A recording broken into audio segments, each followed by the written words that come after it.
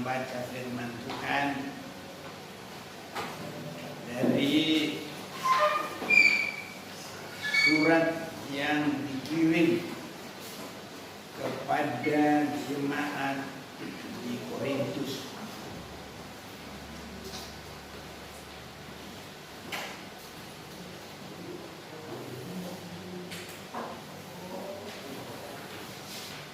Satu Korintus pasal yang keempat.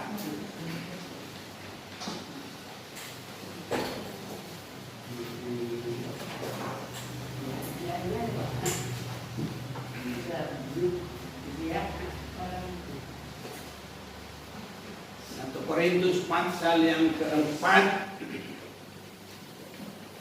ayat yang ke-8. Saya bacakan sekali. Kamu telah kenyang, kamu telah menjadi kaya. Tanpa kami, kamu telah menjadi raja. Alangkah baiknya kalau benar demikian, bahwa kamu telah menjadi raja, sehingga kami pun turut menjadi raja dengan kamu. Ini sangat dikehendaki Tuhan, kita menjadi raja secara rohani. Karena di bumi ini ada raja dari satu bangsa, ada juga raja dari marga-marga suku. Ya, jadi yang kita akan perhatikan di sini raja secara rohani. Orang yang merasa kenyang secara rohani dan orang yang kaya secara rohani. Ini secara jasmani ini tidak sama, jauh perbedaannya. Kenyang secara jasmani itu perut penuh, tapi kenyang secara rohani itu kerohaniannya sehat, bugar, dan mempengaruhi semua tindakan yang baik. Ini saudara-saudaraku, ada satu tindakan, kekuatan bertindak yang baik. Orang yang kelaparan, tenaganya tidak ada. Begitu juga rohani, tidak ada tenaga. Tapi kalau rohaninya kenyang, sukacita ada, damai sejahtera ada, kekuatan di dalam tindakan yang baik itu ada. Itulah tindakannya. Nah, kita mau memperhatikan dulu dalam kalimat yang terakhir dalam ayat 8 ini, 1 Korintus 4 ayat 8. Kita perhatikan kalimat terakhir. Tetapi kita mau baca bersama-sama mulai dari awal ayat yang ke-8, 1 Korintus 4 ayat 8. 1, 2, 3. Kamu telah kenyang, kamu telah menjadi kaya. Tanpa kami, kamu telah menjadi raja. Alangkah baiknya kalau benar demikian, bahwa kamu telah menjadi raja, sehingga kami pun turut menjadi raja dengan kamu. Ini saudara-saudaraku harus kita mengerti. Banyak orang tidak terlalu memperhatikan ayat ini. Jarang disampaikan. Tetapi bagi kita semua ini harus sudah semakin nyata di masa-masa sekarang, di mana kita menanti kedatangan Tuhan.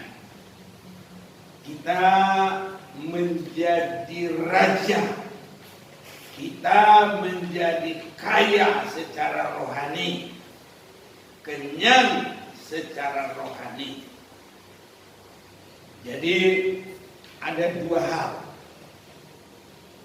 Dalam jasmani kenyang, rohani kenyang. Nah, ini dua hal yang berbeda. Kaya secara dunia dan kaya secara rohani berbeda. Kaya secara dunia justru membuat orang sulit masuk dalam kerajaan surga. Itu sebabnya lebih mudah unta masuk ke lubang jarum daripada orang kaya masuk dalam kerajaan surga.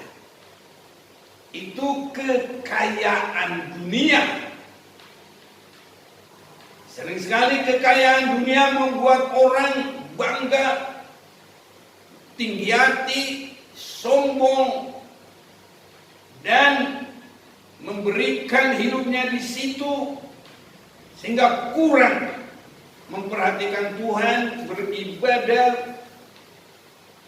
Dan biasanya orang kaya itu membuat acaranya sendiri.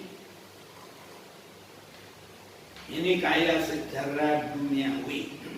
Tapi kalau kita kaya secara surga, hati kita terus kepada hal-hal rohani, kepada surga.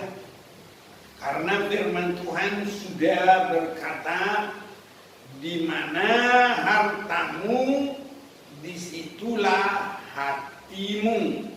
Ya. Dalam Matius pasal 6 ayat yang ke-21, karena di mana hartamu berada, di situ juga hatimu berada. Jadi kalau orang merasa hartanya di dunia ini, hatinya perkara dunia saja. Tapi kalau kita kaya di hadapan Tuhan secara rohani, maka perhatian kita semua adalah ke surga. Pikiran kita sibuk dengan perkara surga. Dunia ini sibuk perkara dunia, sibuk kesenangannya. Ya, ada orang, bukan hanya anak-anak, sampai ibu-ibu sibuk main gadget, main Facebook, lupa masak, lupa keluarganya. Ada juga yang begitu. Dan kalau udah terlalu kecebur di sana, bisa merusak pergaulan yang baik. Ini saudara-saudaraku, itu sebabnya di dalam ayat yang ke-21, karena di mana hartamu berada, di situ juga hatimu berada. Dan ayat 20, tetapi kumpulkanlah bagimu harta di surga nengat dan karat tidak merusakkannya, dan pencuri tidak membongkar serta mencurinya. Biar kita lebih jelas dulu, saya akan mulaikan dulu raja yang kita akan akan kita ingin capai. Raja seperti apa? Dalam Sakarya 9 ayat yang ke-9 Perjanjian Lama, saya mau mengajak kita dulu membaca ini, disebutkan di sana Raja Mesias di Sion. Bersorak-soraklah dengan nyaring, hai putri Sion. Bersorak-sorailah, hai putri Yerusalem. Lihat, rajamu datang kepadamu. Ia adil dan jaya, ia lemah lembut dan mengendarai seekor keledai depan yang muda. Jadi ini menunjuk kepada Yesus, Raja Sorga, Raja di atas segala raja. Bangsa Israel di dalam antar perjanjian baru, jadi itu adalah sekitar 400 tahun. Di dalam kitab yang terakhir Maleakhi untuk dibuka nanti Injil Matius itu ada 400 tahun. Dan bangsa Israel sangat menantikan raja. Hanya mereka juga terhadap Yesus masih tetap salah. Mereka pikir Yesus itu melepaskan mereka dari penjajahan cara dunia untuk menjadi kaya secara dunia. Yesus bukan itu pekerjaannya. Dia Raja Surga. Dan dia juga bukan untuk menjadikan manusia ternina bobok dalam kesenangan dunia.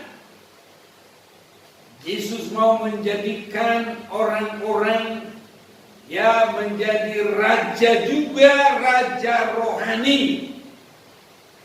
Jadi Yesus bukan raja dunia, tapi raja secara rohani. Dia adalah raja segala raja. Dan orang-orang yang setia kepadanya sampai akhir dan hidup berkenan kepadanya, mereka nanti akan memerintah bersama dengan Tuhan. Supaya kita bisa melihat saja langsung Wahyu pasal 20.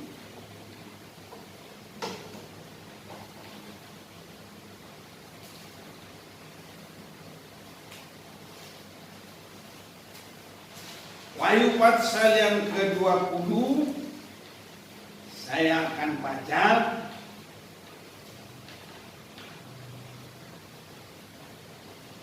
mulai ayat 4. Lalu aku melihat tahta-tahta dan orang-orang yang duduk di atasnya.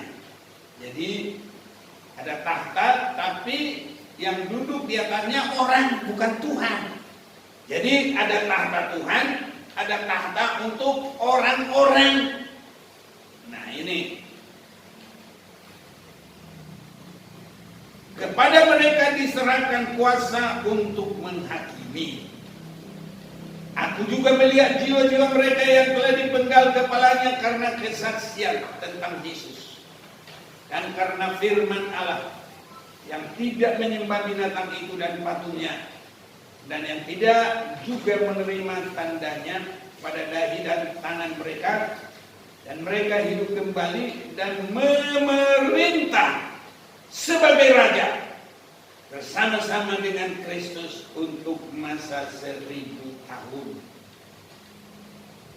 Jadi lanjut lagi ayat 6 yang jelas. Berbahagialah dan kuduslah ia yang mendapat bagian dalam kebangkitan pertama itu. Kematian yang kedua tidak berkuasa lagi atas mereka, tapi mereka akan menjadi imam-imam Allah dan Kristus, dan mereka akan memerintah sebagai raja bersama-sama dengan Dia 1000 tahun lamanya. Inilah saudaraku, kiranya kita nanti ada salah satu di sini. Inilah yang kita capai. Ini yang disebut kamu telah menjadi raja. Nah, jadi orang yang mati dalam Tuhan, dari kapanpun dalam Tuhan, dan kalau Yesus datang, nanti mereka bangkit dalam kebangkitan yang pertama. Itu ikut semua jadi raja-raja.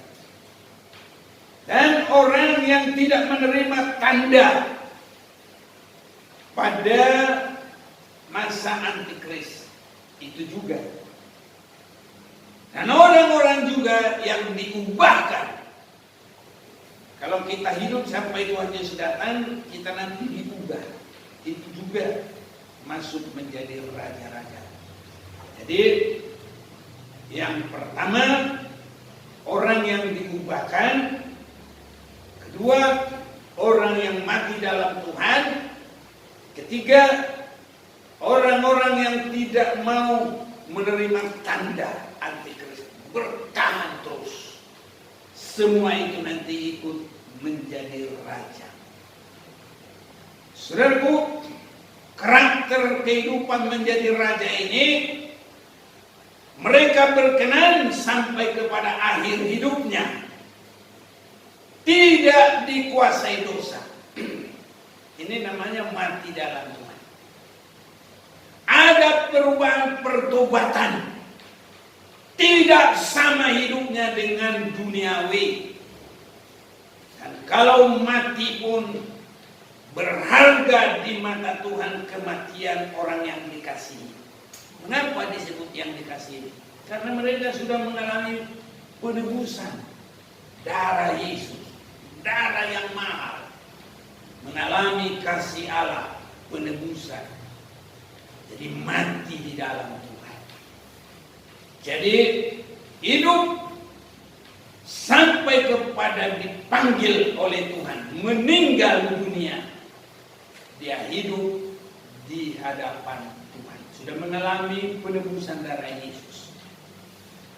Jadi dalam kata yang mudah, sudah diubah, sudah bertobat, sudah jadi hidup yang baru. Ini raja. Tidak dikuasai dosa. Tidak dikuasai keduniawian. Tidak dikuasai oleh keinginan daging. Nah ini yang mati dalam Tuhan. Yang hidup sampai kedatangan Tuhan. 1 Tesalonika pasal 5 ayat 23, sampai masuk dalam puncak kerohanian, dewasa rohani, dan disebut tidak bercacat celah. 1 Tesalonika 5 ayat yang ke-23, semoga Allah damai sejahtera menguduskan kamu seluruhnya, dan semoga roh, jiwa, dan tubuhmu terpelihara sempurna dengan tidak bercacat pada kedatangan Yesus Kristus Tuhan kita. Ini raja-raja ini setia dalam sifat ataupun kehidupannya, setia tetap dalam Tuhan, setia dalam kehidupan yang sudah ditebus, setia dalam pengiringan, dalam pelayanan, setia sampai kedatangan Tuhan, tidak dikuasai dosa, tidak dikuasai duniawi, tidak dikuasai keinginan daging. Mereka adalah orang-orang yang masuk dalam pesta nikah anak domba Allah. Sebabnya mereka sangat memperhatikan Matius 25 ayat 6. Lihat mempelai datang, songsonglah dia. Cara kita menyongsong adalah kedewasaan rohani. Cara kita menyongsong adalah di dalam tabiat kesetiaan. Cara kita menyongsong dia adalah kehidupan yang tidak dikuasai oleh dunia. Itu bagaikan raja pemenang. Menyongsong kedatangan Tuhan adalah kehidupan yang tidak dikuasai oleh keinginan daging kita. Selalu berani melakukan firman Tuhan sampai tidak terhalang. Kiranya Tuhan tolong kita, saudara-saudaraku. Dan kalau mereka sampai kepada antikris, tidak menerima tanda, walaupun sampai kepada kesetiaan dibunuh atau mungkin kepalanya dipenggal. Tadi kita sudah baca ini, ya. Jadi sampai kepada kepalanya dipenggal, yang tidak menerima tanda dari antikris. Ini tadi ayat yang keempat, ya sudah, lebih panjang juga saya baca, nggak apa-apa. Wahyu 20 tadi ayat 4. Lalu aku melihat tahta-tahta dan orang-orang yang duduk di atasnya. Kepada mereka diserahkan kuasa untuk menghakimi. Aku juga melihat jiwa-jiwa mereka yang telah dipenggal. Ini kesetiaan. Ini luar biasa, saudaraku. Kalau kita sekarang ini, ya seringkali tidak sampai ke dalam hal ini, sudah mencium, tapi kiranya Tuhan tolong kita, saudaraku. Karena kesaksian tentang Yesus dan karena firman Allah, yang tidak menyembah binatang itu dan patungnya, dan yang tidak juga menerima tanda pada dahi dan tangan mereka, dan mereka hidup kembali dan memerintah sebagai raja bersama-sama dengan Kristus untuk masa 1000 tahun. Jadi kita sudah bisa melihat 3 golongan yang bisa jadi raja. Satu, mati dalam Tuhan. Kedua, masuk dalam kedewasaan rohani, gereja yang disempurnakan, siap bagi hari kedatangan Tuhan. Dan yang ketiga adalah orang-orang yang bertahan sampai masa, ya, 3,5 tahun. Sampai masa 3,5 tahun lewat, tidak dipengaruhi oleh antikris, tidak menerima tanda, berani walaupun sampai dalam siksaan yang sangat berat. Dan Alkitab berkata, biar dipenggal kepalanya, mereka tetap teguh dan setia. Inilah raja, saudara-saudaraku. Dan tadi di dalam Korintus kita sudah baca, Korintus 4 tadi ayat 8, kamu telah kenyang. Nah, ini kita harus cari firman. Dan firman bukan hanya bikin segar jasmani, yang hanya bikin ketawa, tapi yang bisa menyuburkan rohani, pengertian yang dalam tentang kerajaan surga. Dan firman makanan yang tidak hanya sebagai makanan awal, tapi sampai berani makanan keras, karena itu yang mengenyangkan. Tidak hanya minum susu sebagai yang awal.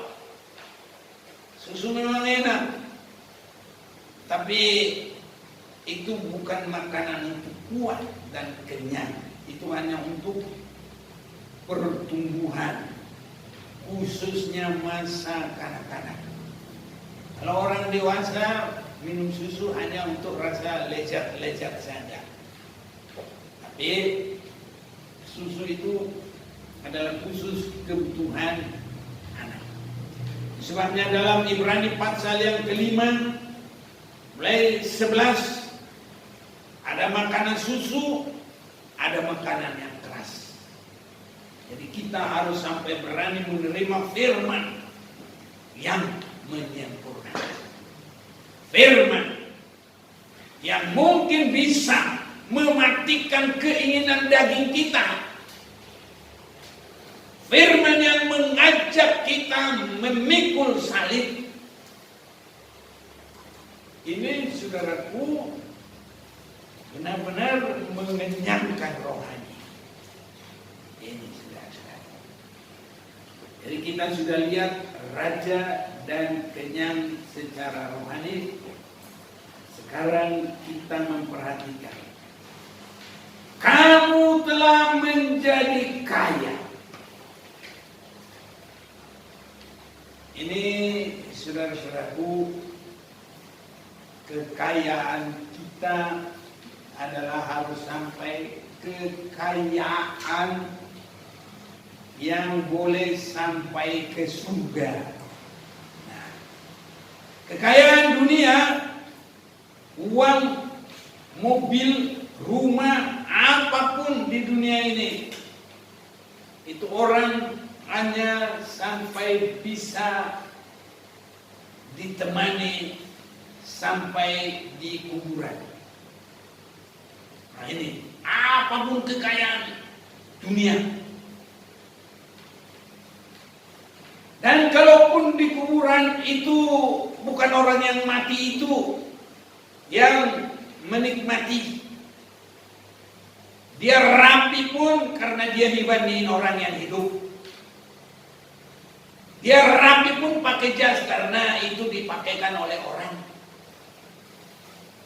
Dia rapi pun pakai sarung tangan itu orang yang bikin. Enggak bisa dia bilang begini, aku mati ya, aku pasang dulu sarung tanganku, aku mandi ya, bedakan dulu, itu yang perempuan ya. Enggak bisa. Nah, maka mungkin kadang dia udah sakit, sudah stroke, udah berapa lama meninggal. Ya sudah meninggal, bukan dia lagi. Jadi dia nggak bisa menikmati itu apapun. Kalaupun itu masih dikaitkan, ya itu sampai di kuburan, habis itu nggak ada lagi.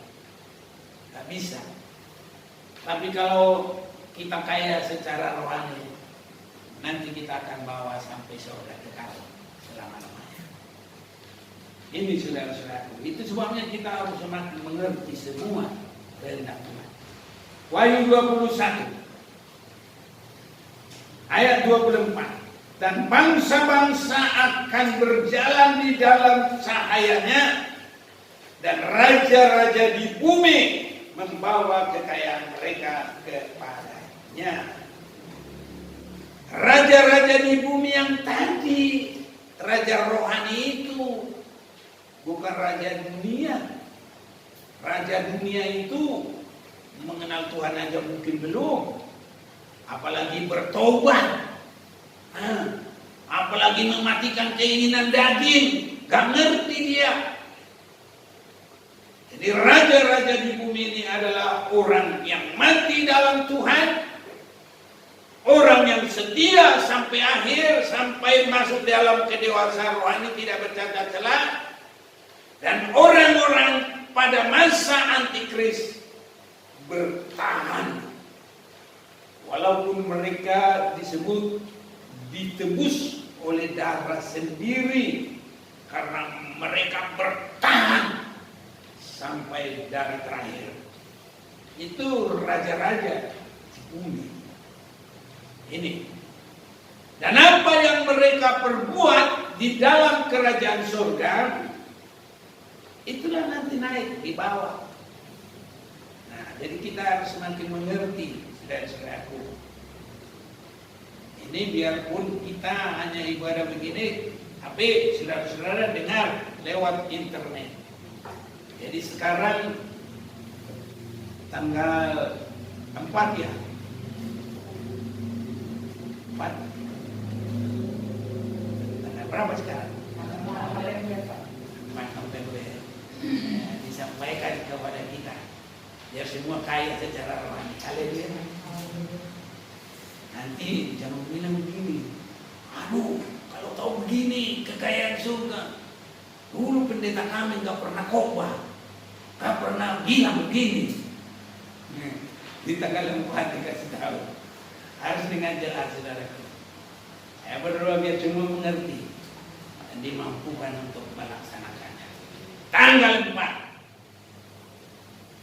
udah November ya. Aduh, jadi bulan depan Desember loh. Ya. Dan bangsa-bangsa akan berjalan di dalam cahaya, dan raja-raja di bumi membawa kekayaan mereka kepadanya. Kita kalau secara raja yang ada di mana kerajaan itu, Arab Saudi, ya, raja. Mana lagi kerajaan? Ada Inggris, Jerman apa ya? Jerman kali ya. Nah, ya yang mana-mana lah. Mungkin kalau untuk itu kita nggak bisa, tapi kalau ini bisa. Raja secara rohani tidak dikuasai Inggris. Haleluya. Mengalahkan dosa, mengalahkan daging. Bisa. Itu kita raja, saudara. Wow. Pemenang secara rohani. Berjuang secara rohani. Bisa. Dan semua ada kekayaan rohani. Itu sebabnya Tuhan inginkan semua manusia tidak hanya kaya secara jasmani, tapi harus kaya secara rohani. Lukas 1:2-21. Ingat, demikianlah jadinya dengan orang yang mengumpulkan harta bagi dirinya sendiri, jikalau ia tidak kaya di hadapan Allah. Jadi dikumpul harta di dalam dirinya sendiri untuk perkara dunia, tapi satu lagi kaya di hadapan Allah. Jadi kaya di dunia, tapi yang terutama kita kaya di hadapan Allah. Jadi Tuhan inginkan kita kaya di hadapan Allah.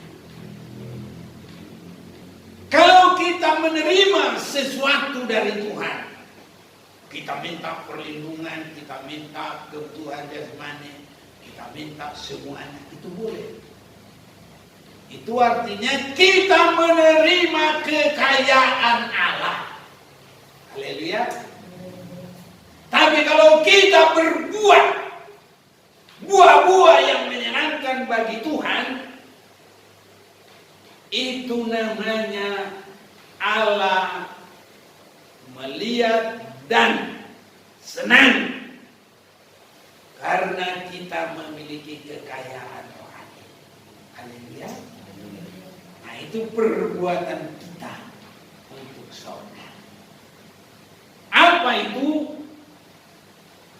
Adalah buah-buah yang menyenangkan Tuhan. Tuhan berkata supaya bangsa Israel itu bagaikan kebun anggur. Dari kebun anggur itu diinginkan mendapat hasil, malah bila perlu terjadi satu kekayaan. Itu sebabnya di dalam Yesaya kita mau memperhatikan dulu mulai ayat yang pertama. Nyanyian tentang kebun anggur. Aku hendak menyanyikan nyanyian tentang kekasihku. Nyanyian kekasihku tentang kebun anggurnya. Kekasihku itu mempunyai kebun anggur di lereng bukit yang subur, yang mencangkulnya dan membuang batu-batunya, dan menanaminya dengan pokok anggur pilihan.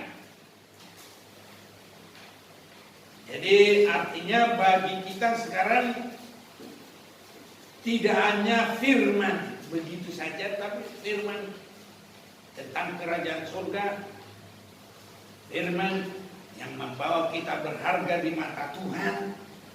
Ya, ini saudara-saudaraku. Karena banyak orang menerima dari Tuhan tidak bikin Tuhan atau dipermuliakan. 10 orang kusta sembuh semuanya. Yang terima kasih saja cuma 1. Itu pun yang 1 belum tentu menyerahkan diri sepenuh, hanya baru terima kasih. Yang 9 boro-boro terima kasih, pergi semuanya. Nah, ini sudah menerima dari kekayaan Tuhan, tapi tidak ada artinya. Nah, jadi supaya ada buah-buah. Dan bagi kita juga di dalam perjanjian baru, Yesus adalah pokok anggur yang benar. Ada nyanyian, Yesus pokok dan kitalah carangnya. Lihat, tinggallah di dalam Dia. Yesus pokok dan kitalah carangnya, tinggallah di dalam Dia. Yesus pokok dan kitalah carangnya, tinggallah di dalam Dia. Tentulah kau akan berbuah. Nah, ini saudara-saudara, ini buah-buah nanti sangat menyenangkan Tuhan. Dan ini juga menjadi kekayaan kita di surga. Jadi Yesus pokok anggur, kitalah caranya. Itu Yohanes 15 ayat 5. Akulah pokok anggur dan kamulah ranting-rantingnya. Barang siapa tinggal di dalam aku dan aku di dalam dia, ia berbuat banyak. Sebab di luar aku kamu tidak dapat berbuat apa-apa.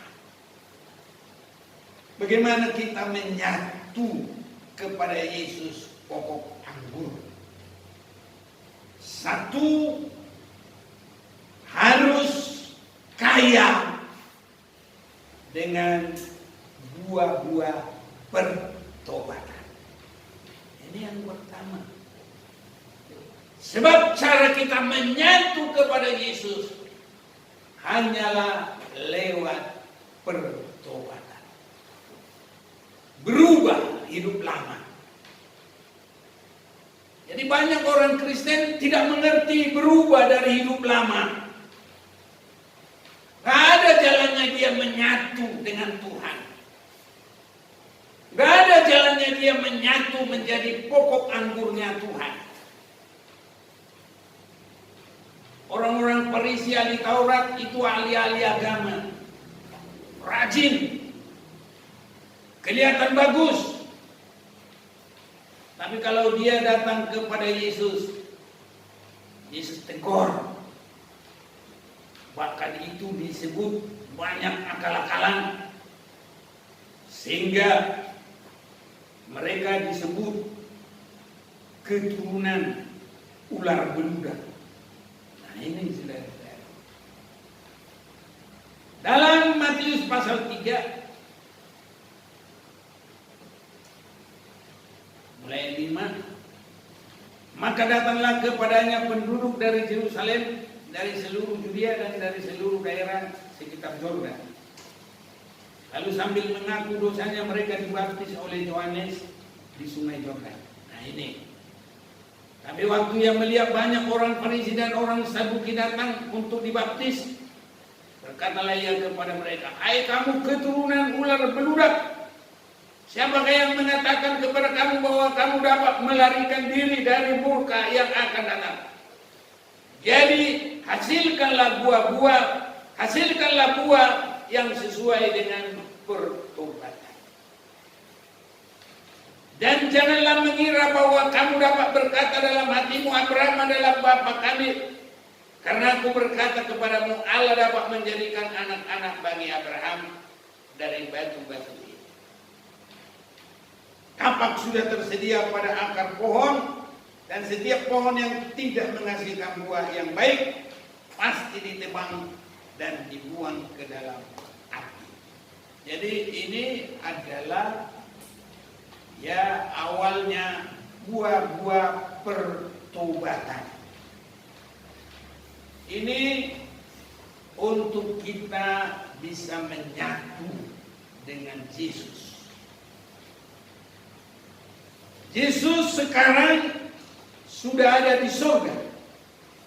Bagaimana kita menyatu dengan Dia?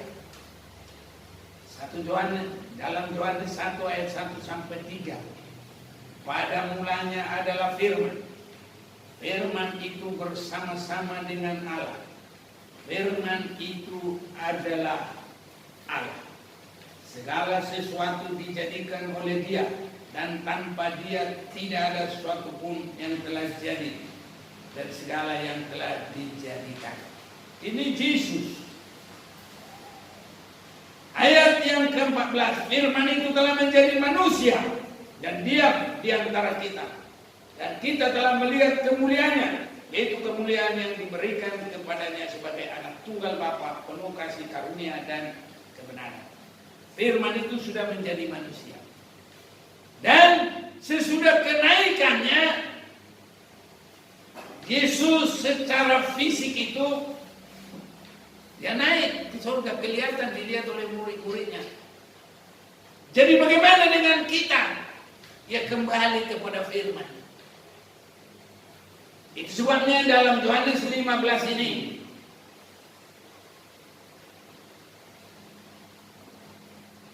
ayat yang ke-6, barang siapa tidak tinggal di dalam aku, dibuang keluar seperti ranting dan menjadi kering.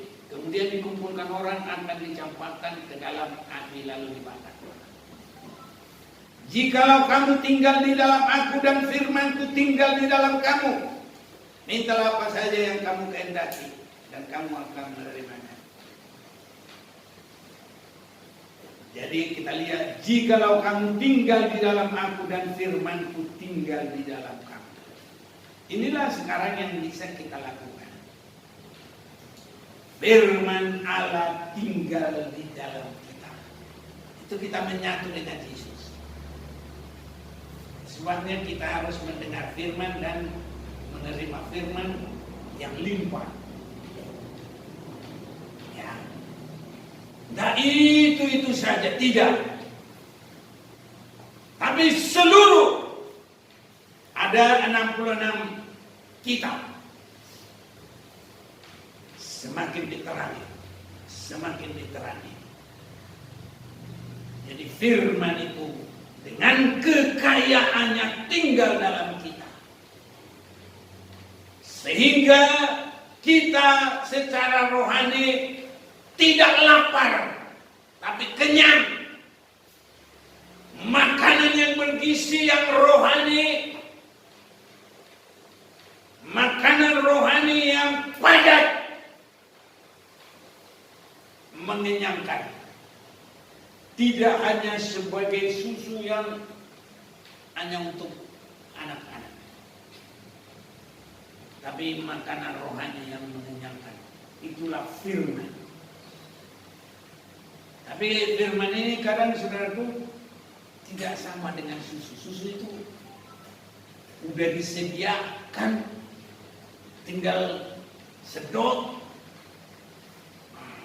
mimi cucu, mamanya bilang mimi, anaknya truk. Itu saudaraku. Tapi itu nggak lama itu. Kalau umur manusia umumnya 80, masa mimi cucu sampai 10 tahun, malu loh. Udah beda. Ini saudara-saudara. Jadi kalau 10 tahun baru berapa itu? Berapa umurnya itu? Ya, seperti 8 ya.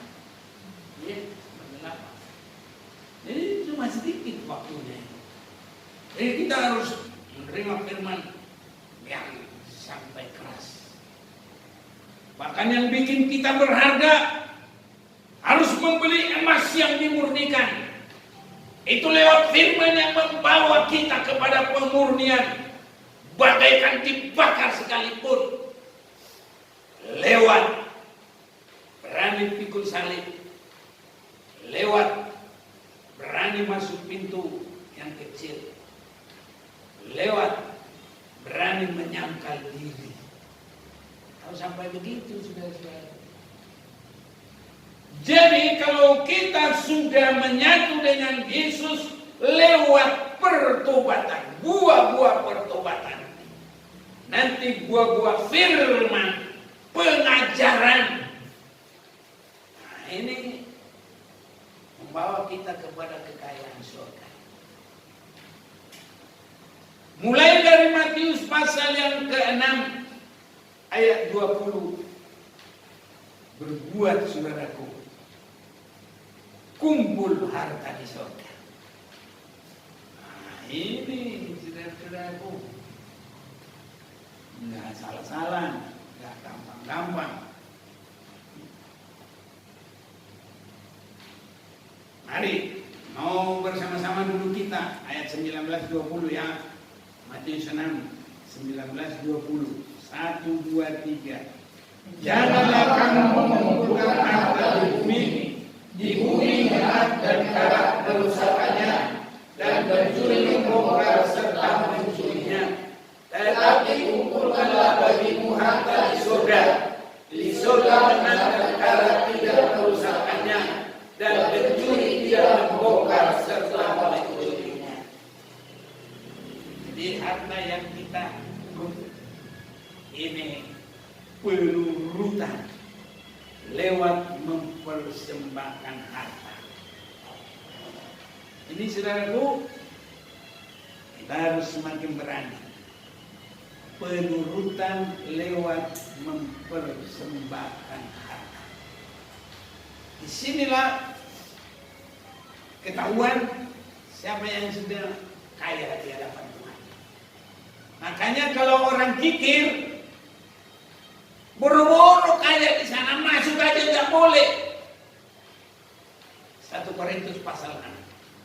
Kita mau baca dulu. 1 Korintus pasal yang ke-6.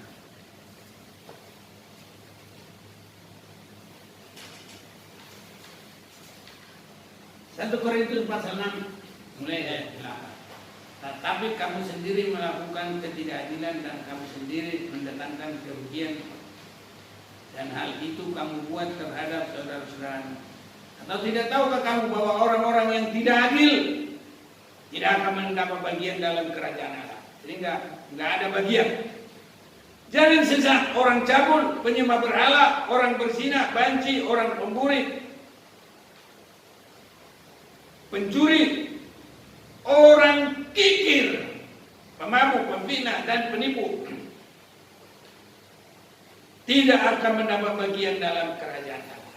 Tidak dapat bagian, tidak boleh, saudaraku. Kiranya semua ini semakin berani, kita semakin berani melakukan firman. Haleluya. Disinilah saudaraku teladan. Kalau orang yang disebut masuk surga, mereka adalah anak-anak Abraham. Abraham itu Tuhan berkata, Abraham, persembahkan anakmu yang engkau kasihi. Ini nggak gampang, saudaraku. Kalau coba argumentasi inilah, itulah. Saya lihat orang-orang Kristen untuk tidak menurut, belum apa-apa argumentasi. Abraham nggak ada argumentasi. Tuhan bilang pagi-pagi benar, dia laksanakan langsung. Tidak ada pakai tidak, langsung dilaksanakan. Itulah sebabnya Abraham itu kaya di hadapan Allah. Haleluya, saudara. Di dunia juga kaya. Anaknya Ishak juga kaya. Ini saudaraku, ada yang mustahil, Tuhan memberkati. Itu sebabnya berani, saudara. Dan setiap kita untuk membuahkan firman tidak pernah rugi. Ini harus yakin. Ini namanya iman. Sebabnya janda Sarfat itu justru dengan itu dia dipelihara. Orang lain sudah kembang kempis, tak bisa mempertahankan hidup. Tapi janda Sarfat karena berani melakukan firman, terus dipelihara. Tuhan bikin mujizat. Inilah pekerjaan Allah. Tepung yang sedikit tidak habis, minyak yang sedikit tidak habis. Abraham berani mempersembahkan anaknya. Itu jadi kekayaan.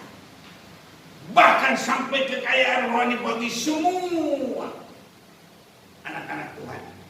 Menjadikan keturunan Abraham seperti bintang di langit, seperti pasir di langit. Kalau dia tidak mempersembahkan Ishaknya itu, ya tetap satu-satu Ishak saja, satu saja. Tapi karena dia berani, akhirnya dari satu menjadi seperti bintang di langit.